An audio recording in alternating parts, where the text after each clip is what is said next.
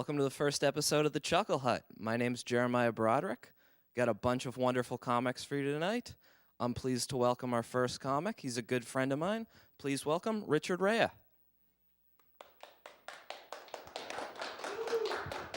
Thank you, Jeremiah. Thank you, man. I love compliments. I know that's pretty rare. I guess I don't know. Stupid. I was at a barbecue last summer, and I was posted up by the punch bowl, doing my type 5, being annoying, cracking jokes for no reason, ruining the barbecue. And some guy came up to me before he left, and he was like, "Hey, man, you're fucking funny." I was like, yeah. Perfect, right? And he keeps going. He's like, "You're so funny. You're like the Asian Richard Pryor." And that's pretty, if you don't know if you're in the comedy world, but Asian Richard Pryor, that's about as good as it gets, right? It's awesome. Some people go their whole lives looking for something like that. But I'm Mexican.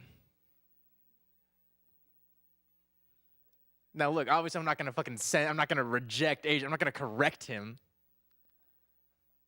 I earned that shit. The other Asian dude at that barbecue had to step his game up, is basically what that tells me. Yeah, he didn't have enough tags on his jokes. I don't know. We're taking your jobs. The Mexicans are taking your jobs. Nah. I'm Mexican, man. It's all right. There's pros and cons. I'm Mexican, and I grew up thinking I had a normal childhood. I really did. I thought it was a normal childhood. Then I got to college and made some white friends. Apparently that shit was all child abuse. No one told me. No, I didn't know. We didn't, verbal counts now is what I've been told. But it's fine. I mean, here's a story. I was in the car one time with my mom. I was like 8, and she was driving me to Taekwondo practice, which, is not helping the Asian thing. But so she's driving me to practice, and she just looks at me. She gets this real distant look in her eye, and she's like, "Rich, I'm sorry. I just don't think some women were meant to be mothers." It's like, shit, that's rough, I hear you, but you adopted me. So I don't know who you're trying to blame here. I was 5. I didn't sign the paperwork. I couldn't read. I don't know who you're trying to blame here. But it's true. So I'm adopted. I'm a Mexican man. I was raised by a black and Jewish woman. So white colleges love me. Check a lot of boxes for that. Are you sure you're not gay too? Because we get a whole brochure out of this kid.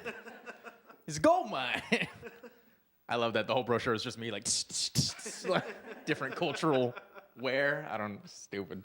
I wasn't mitzvahed, no, but I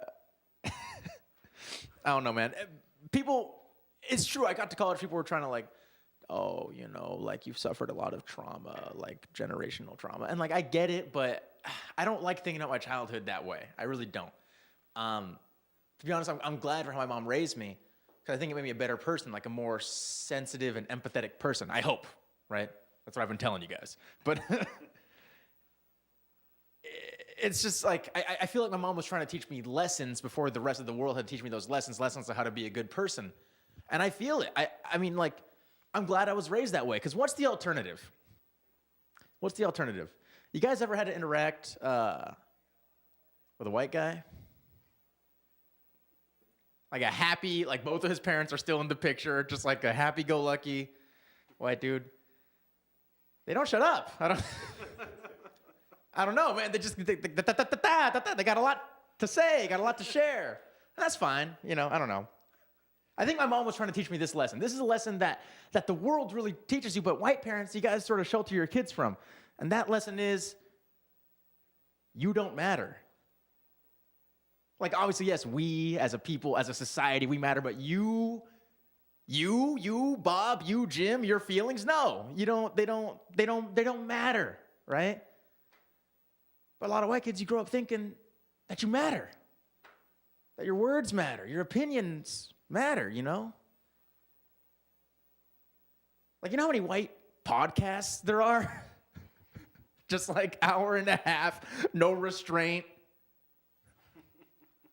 About like the Civil Wars. I don't know. I don't know why I think I'm just jealous. I think I'm just jealous.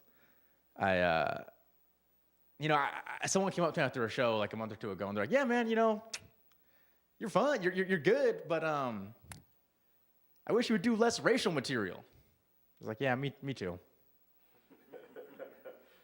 We don't pick the cards we're dealt. I don't. I would love to. I just like it's this weird burden. I feel like I gotta talk about it, but I wish I would. I wish I could be like a wordplay comic or like something. I don't know. Me and my best friend Tito. He's another comedian with me. We're two Latino dudes doing jokes about like the system, whatever. But people assume that that's who we are in our private lives, right? We get off stage and we're still talking about like race, gender, like societal roles, whatever. That's not, no. We're off stage, we're idiots. We talk about idiotic things. Snacks, we should have a 2-hour podcast on snacks. If we loved ourselves, that's what we would be doing with our time. That's probably gonna be what saves us. But I don't know, man. I was hanging out just like in the living room on the couch one day. My friend Tito just kicks in the door, runs in, right? Like looks at me, like he's just discovered, He runs in, he's like, "Rich, I think I like soup now."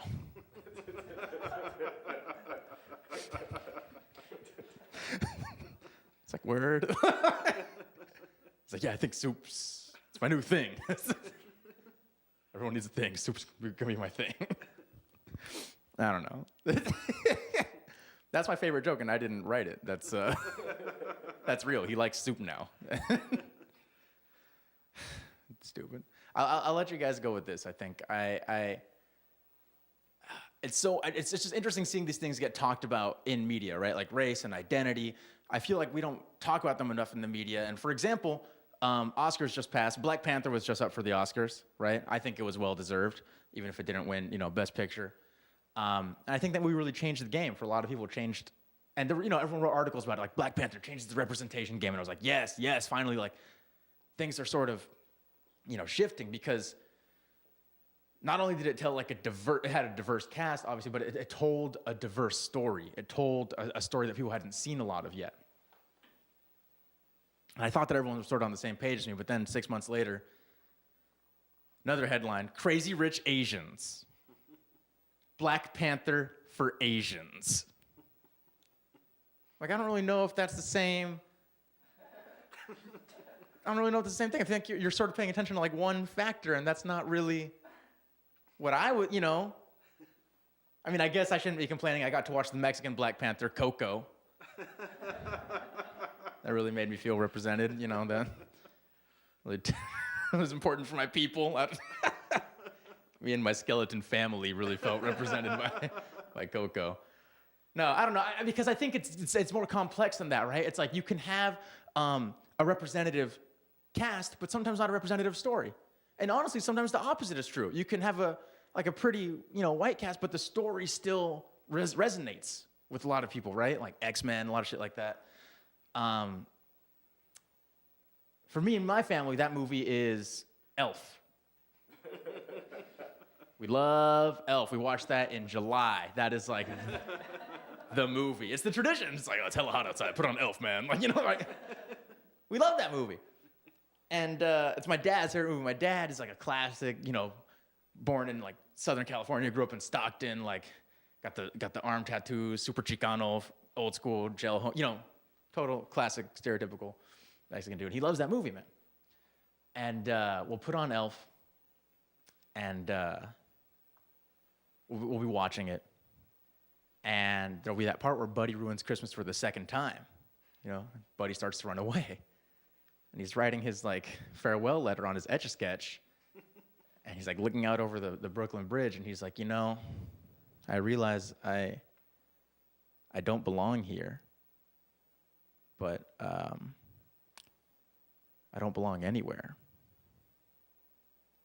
My dad's always like, fuck, boy! Who put on this movie? Turn it off! Because that's how we feel, dude. That's how we feel. Mexican American, that's how we feel. So, all right, I think that's my time, guys. Thank you.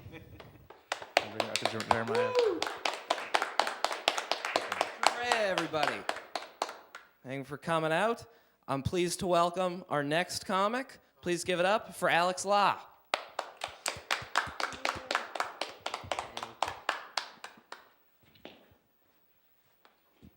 Yeah, right here. Right here, right? Not even on. It's just for effect. Okay, hi. Hello. I mean, I'm just used to this. Oh, yeah. Great to be here on this porn set. This is cool. Cool. Where do I put my... Nah, just feels like we've been lured to do an interracial scene, me and Richard Raya, right? We're very progressive here. Good for you guys. Good for y'all. This is great. Wow, so many there are more cameras there are audience members right now. This is great. It's like I'm just making eye contact with cameras. It's great. This is awesome. No. Can't resist. Okay, I'll start. Hi, it's good to be here though, guys. You guys look nice. You cameras look great. No, you guys do look nice. Something about myself. I wish I looked my age. Because I was at a fair a few months ago, and there was a picture of me online at the fair. The caption said, "Local boy attends fair." Yeah, I'm 25, so. Also, I was holding a beer in the picture. I feel like that caption should have said, "Local boy drinks beer?" ? That's the real story, but yeah. That's just throwing me off. It's great. This is so fun. I just want to keep banging this. Yeah, I used to be pretty shy. Like when I was in school, I was so shy. They put me in this class called ESL. And for those of you who don't know, that's English class for kids that don't speak English. Yeah, I'm actually from Connecticut, so yeah, I've always spoken English. It's actually pretty good from what I've been told. I just didn't tell anybody, Yeah, I kept it a secret for 2 years, that's right. I was in ESL for 2 years, which is too long when you speak English, like, come on. But I remember after 2 years, I was like, hey, I actually speak English fluently. My teacher was like, wait, you speak English? So that means you learned English in 2 years? That's amazing.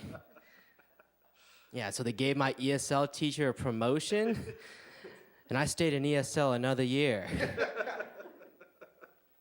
Yeah, but I actually became a teacher myself. I became a Spanish teacher. Yeah, gracias. Yeah, gracias. Yeah, I became a Spanish teacher. I taught Spanish at a very disadvantaged high school. How disadvantaged? Asian Spanish teacher. I'm the reverse Richard Raya. But yeah, this is true. I was a Spanish teacher for 2 years. I taught Spanish in rural Kentucky, where, I don't really know how I got this job. I think it's because if you say you speak Spanish in rural Kentucky, there's really no one there to say that you can't speak Spanish. I'm the most qualified person. But yeah, I remember I had this one student that hated that I was a Spanish teacher. His name was Miguel. Yeah, he was Mexican. He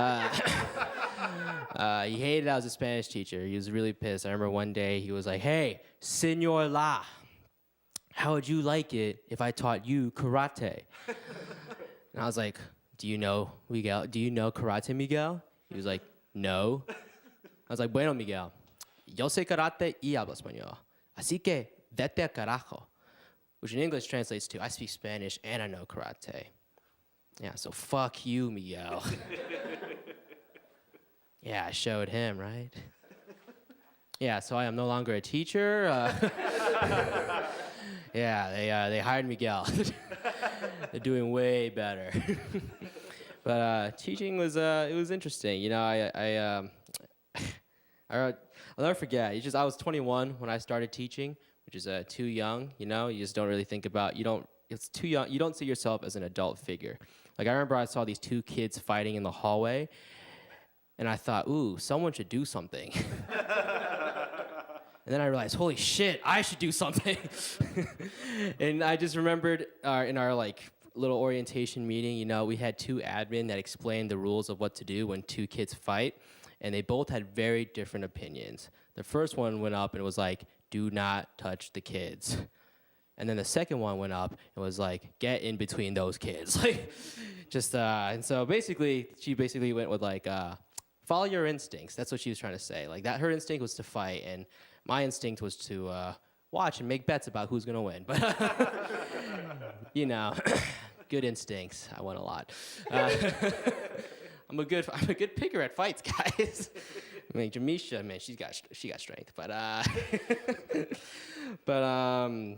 yeah. So I left teaching. You know, I quit teaching. You know, okay, right. I quit teaching. You know, I can't even, teaching has such a weird effect on me. I can't even think about, you know, shows like, I can't even watch shows about teachers, like Breaking Bad. You know, if you guys haven't seen Breaking Bad, it's about this teacher who quits his job, starts selling meth to make more money. And, you know, everyone's just like, wow, what a great show. But nobody's like, wow, pay teachers more. Every teacher I knew had a side hustle, you know? Everyone was either a babysitter or a waiter. I sold Adderall to kids, so they were really good at Spanish. Just like, hola, ¿cómo estás? Todo bien? You know, just amazing. But no, I actually, truthfully, I worked at a Cuban restaurant.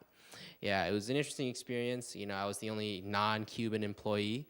So I remember my first day there, everybody was like, ¿Quién es este chino? ¿Quién es este Jackie Chan? And I was like, hey, I speak Spanish, but also, I don't need Spanish to know that you're talking about me. There's no Spanish word for Jackie Chan. You stupid puta. But yeah, they call me Chino, which is Spanish for Chinese, which I'm not, but you know, they called me that, and I learned that in Spanish-speaking culture, they call anybody with slanted small eyes like mine Chino, regardless of their race. I know this because every time they said, Chino, bring me water, 4 of us would turn around. Yeah, me and 3 Cuban guys would turn around. So not only was it racist, but it was also a logistical nightmare. Like, 4 of us getting water at the same time. Come on. But I'll tell you, you know, working that Cuban restaurant, it was interesting. I had a lot of interesting customers. Like the most famous customer I ever served, his name was Republican Senator Mitch McConnell. Oh yeah, and a silence fell over the room. Just kidding. No, I get that. I get that reaction. You know, I've told this bit in Kentucky, and you know, people cheered, and so did I, because you know, I'm just trying to survive. But yeah, they people, you know, I get why you feel that way. I tend to feel the same, but you know, I always remember Mitch McConnell for trying to, you know, dismantle Obamacare. You know, I was gonna say something about that to him, but then I saw he tips me 40%. Yeah, I was like, Obama who? Yeah, I gotta pay rent, you know. Yeah, but Mitch McConnell was interesting. You know, I did want to protest him in some small way. So, you know, I couldn't just be up in his face. I wanted to make sure I got that tip. So, you know what I did? I just, you know, I stood next to him, and I farted in his direction, guys. Yeah. No, I didn't do that. No. I gave him Coke, and when he asked for Pepsi. You know, just small little microaggressions. Small little microaggressions to let him know how I feel. But, what else? Kentucky, living in Kentucky was weird, you know, just, if you guys don't know anything about Kentucky, you know, it's the home of the Kentucky Derby. And so basically everything was horse themed. Like a lot of restaurants, a lot of bars, even the strip clubs were horse themed. Like I used to drive by strip clubs, I kid you not, they were called the Wild Horse Lounge and Ponytails and Hung Like a Horse. Yeah, that was a gay strip club, but you know. It was a nice one. Free drinks. But yeah, it was so weird living in Kentucky. I actually went to the Kentucky Derby once, and it took me a while to realize this, but the Kentucky Derby is just like old timey NASCAR. It's just like shittier NASCAR. It's NASCAR without people getting hurt. Who watches that? I don't understand how the Derby has survived this long. I feel like when cars were invented, I feel like when NASCAR was invented, I feel like the Kentucky Derby is like a Radio Shack. It somehow survived. There are better things out there, but what do I want to say about this? But I remember going to the Derby, and I feel like Kentucky is the only state in America where a person might feel less valuable than a horse. Because I remember they brought on the winner of the Kentucky Derby. His name was American Pharaoh. I think it was a he. But anyways, they were like, give it up for American Pharaoh. And people were legit like, yeah, yeah. They got up and applauded this horse. I've seen kids with cancer not get as much applause. Just like, oh, come on, don't do that. But seriously, they were applauding this horse. I feel like American Pharaoh doesn't even know his name is American Pharaoh, But they're just applauding. It's like he doesn't know what he just won. He's just like, I'm gonna run, and I'll stop when he stops hitting me.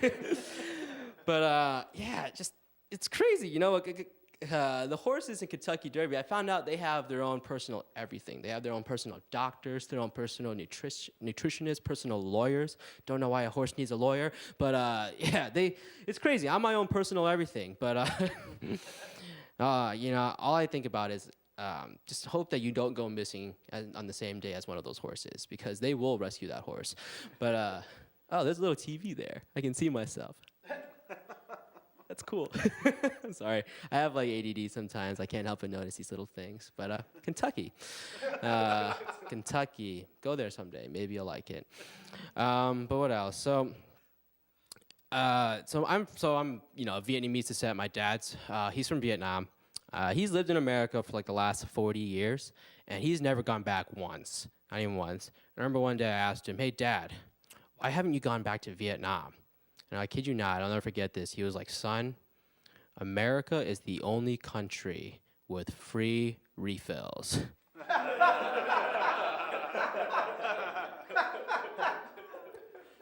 was like, "That's the reason why you're staying in America? That's the only reason?" He's like, "No.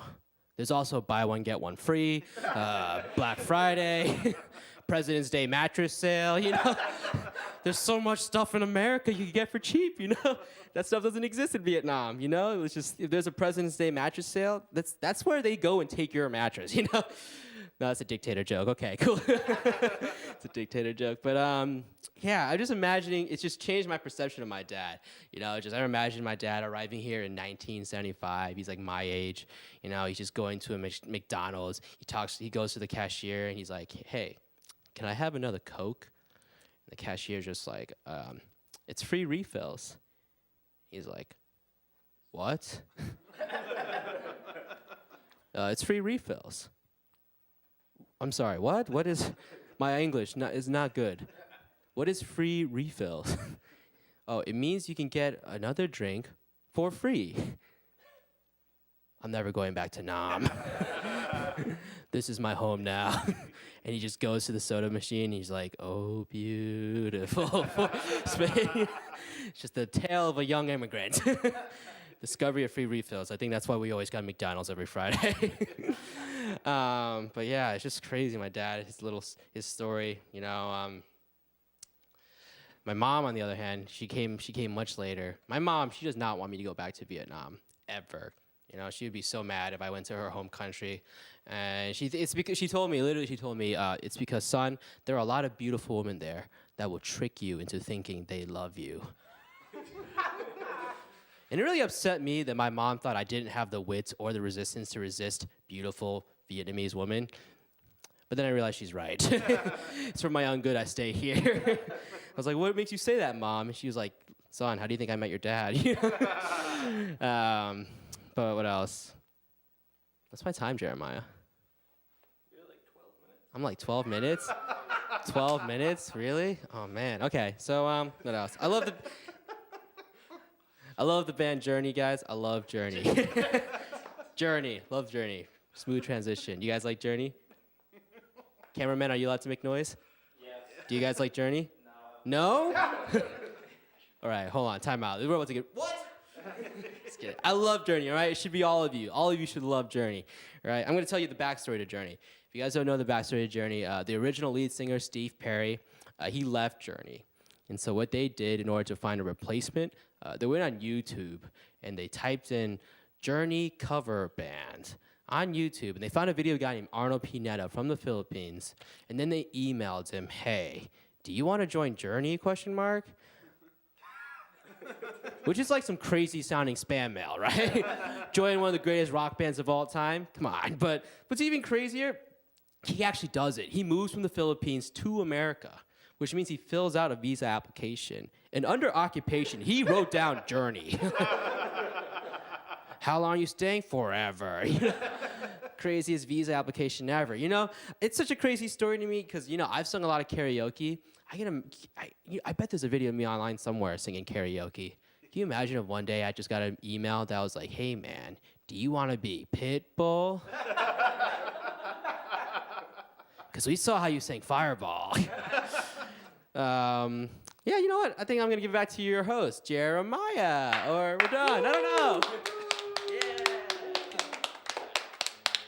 That's our show, everybody. Thank you all for coming out. It's been a wonderful night. Thank you.